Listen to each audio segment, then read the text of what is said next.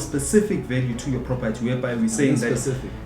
we're saying that this property is valued at 800,000. We're not going to be selling it anything below, not anything above. So there is no 2 weeks. false. No.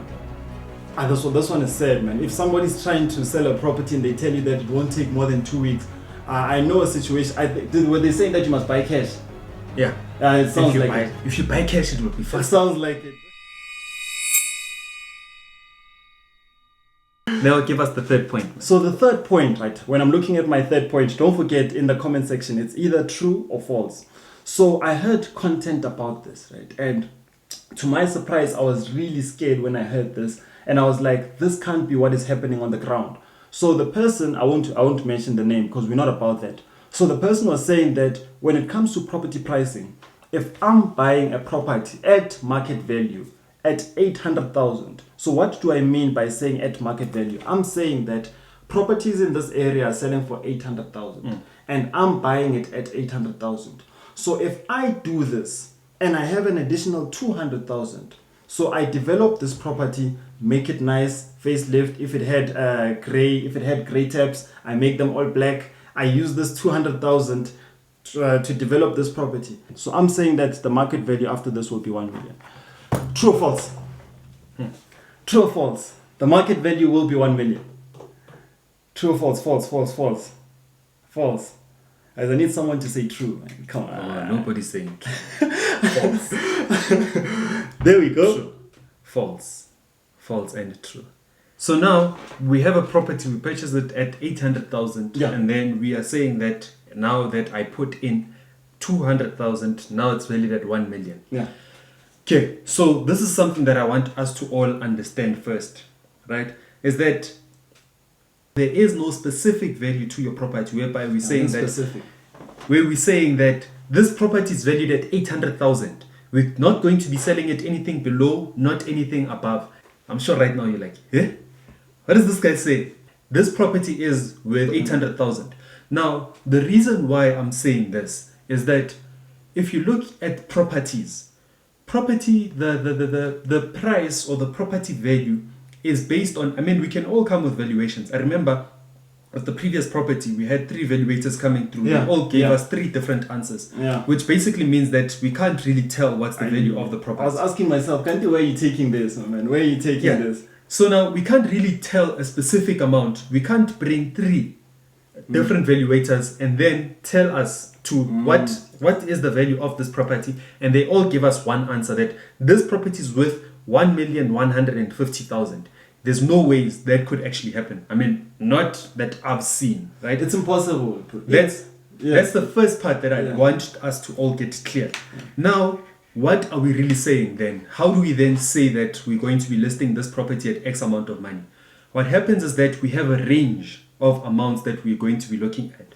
So now when I'm purchasing a property to flip it, right? What then happens is that I'm saying that the highest property in this area sold for 1.2 million. Now the lowest property in this area that sold was 800,000. Now I need to understand that with this property, if it's a 3-bedroom, how much would I want for this particular property that would be in that particular range? So now I'm going to look at the property that sold for 700,000. What kind of properties were they? What were their land sizes? Now, if I'm seeing that from 700,000 to around 900,000, those were 2 bedrooms. And then from 900,000 going up to 1.2 million, those were 2 bedrooms. I know that my property, I should be expecting around this amount of money, right? Now, going back to the question of property pricing, that if the property is worth 800,000, am I able to sell it at 1 million? Now, the thing is, if I bought this property and it was below market value, say for instance, the market value in that area, properties ranges around 1 million. Now, if I bought it at 800,000, it would be possible for me to sell it at 1 million. However, if the statement is that property prices around that area is sitting at 800,000 and I'm saying that I'm going to be investing 200,000 into this property, it's going to increase my property with 1 million. That's totally incorrect, because now we need to understand that what really increases the value of the property. Number one, the space that you can't really do a lot of things with the space that you have in the property, right? Yeah. So if your property is 1,200 meters squared, there's nothing that you can really do about that. Not unless you're saying that you're going to be buying your neighbor out. Yeah. But with that land size, there's nothing that you can really do. Now, looking at the property itself, the one thing that might actually increase the property value is putting in another room. Now, putting in another room means that you need to go back to the municipal and tell them that it's no more 3-bedroom, now it's a 4-bedroom, right? That may increase the property. Now, where a lot of people get wrong, I remember this other lady doing this, saying that they came to the property, they were like, you know what, this roof is, it was ebony color, right? They painted ebony. And she didn't like ebony. So she was like, you know what, if I can paint the roof, the property price is going to increase. That doesn't actually increase the property. That is more, it's more appealing to people. So what the paint is more appeal, it brings more appeal to the person. It doesn't really push up the property prices. So that's something that I really want you to understand. A pool, yes, it may actually increase the property value. However, whenever you're doing any things in your property, understand that what increases the value and what makes the property looks nicer. The reason why Lev was so emotional about this, I remember back then we painted a roof. A roof is it's not child's play. Yo, you wake up at about 4 o'clock there, you get ready there, and then we're painting. So we painted, ebony is more of, it's close to black, it's like more of your child. It's like a navy blue. We painted for almost 2 weeks now. Yeah. The house was huge, but some guys were like, chance, you guys, I would have done it in 1 week. But you need to understand that there's a lot of things that we're doing, man, to our defense. But anyways, going back to Level, why he's emotional about this. So imagine being on the roof for 2 weeks. And the then sun beating you up, man. And then when the buyer came through, they were like, I don't like this color. This color's puff, man. This color's puff. And that time we spent a lot of money, bro. I even see the energy, bro. One barrel, you spend about 1,000 on it. Then someone is just like, you guys, this color's pop, man. This color's pop. So that's I really got emotional. But at the end of the day, something that you really do need to understand is that whenever you're purchasing a property, and you're going to say that I'm going to paint the roof, chances are it's not really going to be increasing your property value by the color. It's more appealing to the person that's going to be purchasing the property. However, it doesn't really increase the value of the property. Hence, we're saying that every time when you're flipping a property, don't go for the most expensive tiles, right? Understand the market that you are dealing with. Yeah, I was about if to say. you're looking at a market of properties selling at, let's say, what? 5 million. 5 million, then you know that you need to really go You all need out. the black taps. Yeah, you need those black taps. You need really proper tiling.